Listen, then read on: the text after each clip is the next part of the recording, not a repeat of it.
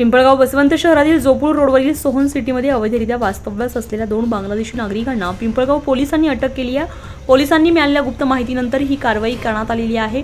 Police अधीक्षक विक्रम Deshmane, upper police अधीक्षक आदित्य मिरखेलकर आणि विभागीय पोलीस अधिकारी हरीश खेडकर यांच्या मार्गदर्शनाखाली परिवीक्षाधीन अधिकारी अपराजिता अग्निहोत्री यांच्या नेतृत्वाखाली 2 विशेष पथके तयार करण्यात आली होती। या पथकाने सोहन सिटीतील 400 रो हाऊस परिसरामध्ये रात्री झाडाझडती सुरू केली।